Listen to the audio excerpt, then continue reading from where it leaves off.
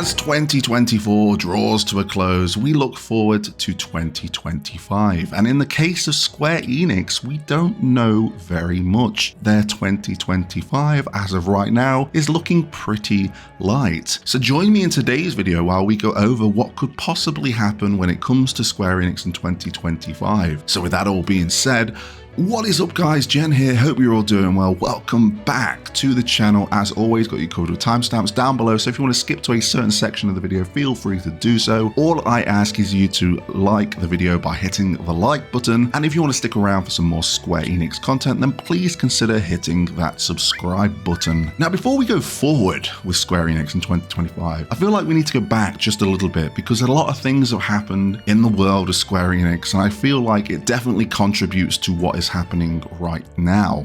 Not so long ago, we got a new CEO in Takahashi Kiryu, and at the Final Fantasy XVI launch event, he had quite the presence, and I became quite a fan of this guy. I liked what he was saying, and I understood that he definitely had an aim for the future of Square Enix, but obviously things like that take time, and we have encountered many trials and tribulations since then. We know that Square Enix have reported a loss, quite a hefty loss during these years, and they have also had to let go of some of the great staff that have worked at Square Enix. Not only that, we are certainly seeing a shift in the way they tackle their multi-platform strategy, because Takahashi Kiryu was also at the Final Fantasy XIV FanFest along with Phil Spencer to announce that Final Fantasy XIV was finally coming to Xbox. So I feel like 2024 has definitely been a year for Square Enix slowly implementing some of the things and changes that they've wanted to make under the new leadership. Also, when we look back at the year 2024, there was not that many games released. It was more about getting the games out to everyone. So let's go over what we actually got in 2024. We started off the year with Foam Stars. Yes, this was a PlayStation exclusive, and yes, they have just announced their last season but want to continue keeping the game live. But we live in a world where people are just not into the live service thing, and these games' success are few and far between. Moving on, we got a port of Dragon Quest Builders in February to PC. We seen the release of Final Fantasy VII Rebirth on the PlayStation 5. Now a quick note when it comes to the Final Fantasy VII Remake project, I truly believe that there's some kind of contractual agreement between Square Enix and PlayStation to keep this series exclusive on the PlayStation as and when it releases. I really do hope that Square, when it comes to the third game, allow that to be released day and date on PlayStation and PC at least at the same time, so everyone can enjoy it. I think it will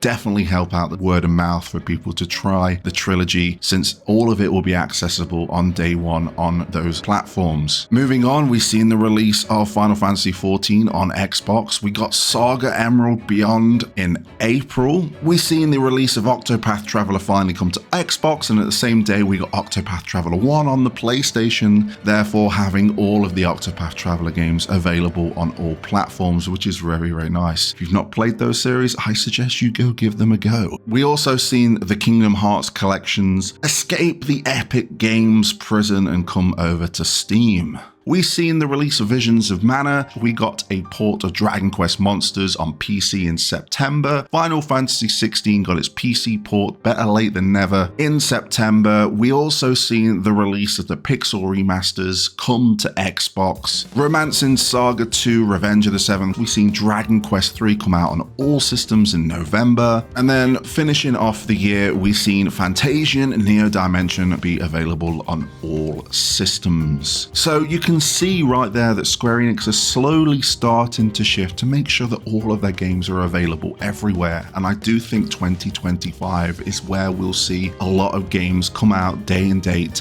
on everything, and I think that is the way to go. And again, I really hope that they do that for Final Fantasy VII Remake Part 3. Now, with 2024 out of the way, let's look at 2025. There's only 2 games that are coming out. We have Final Fantasy VII Rebirth coming out on PC in January on the 23rd, and then we are also expecting Dragon Quest 1 and 2 HD 2D Remake coming out on all systems also. Apart from that, there's nothing, and we've heard nothing. There's been no teasers, there's been no trailers. We really did expect something at the Game Awards. I certainly expected something at the Game Awards, but we got nothing. And why is this? Why have we heard nothing? Well, again, when we look back, when we heard about the big money loss, we also heard the cutting of a lot of projects. We heard the closing of a lot of mobile games that we've seen this year. So maybe that is starting to take effect and maybe really dries out their plan for 2025, but that doesn't mean no games are coming. Of course not.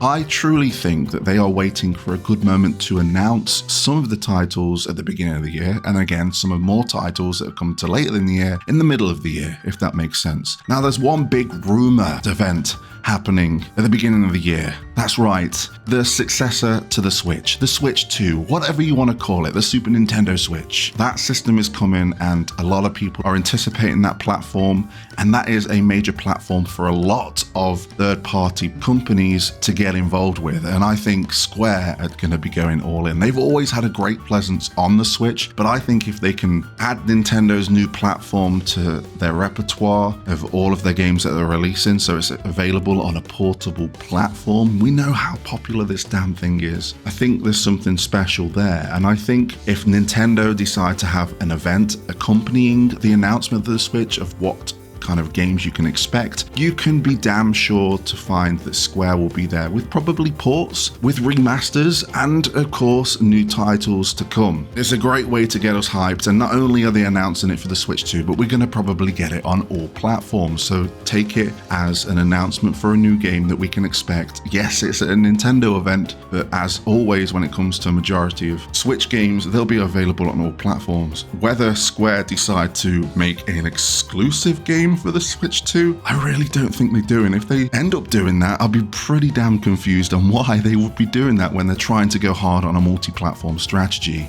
Now, there's also a lot of other things to take in consideration when it comes to 2025. We know that the fiscal year ends at the end of March, so they really want to have some games prepared and ready to go into the next fiscal year. Not only that, the investor meeting usually takes place in June, so I would expect within the first 4 months of next year, we'll have announcements left, right, and center with the plan, with the roadmap of Square Enix's 2025, because they want to keep the investors happy. They want to make sure that they've got announcements ready for the next fiscal year to make sure that the users, us, the players, are going to be pre-ordering and playing these games. So I really think things will start to ramp up in the first 4 months, if not the first 2 months of next year. That's pretty much everything I wanted to talk about. I just think that yes, we haven't heard anything this year for next year, but I think early next year, February is my guess, is where we're going to start hearing a lot of things and what we can expect from Square Enix in 2025. But that's me. What do you guys think? Let me know in the comment section below. I appreciate your time. Thank you for watching, and until next time, I'll catch you on the flip side.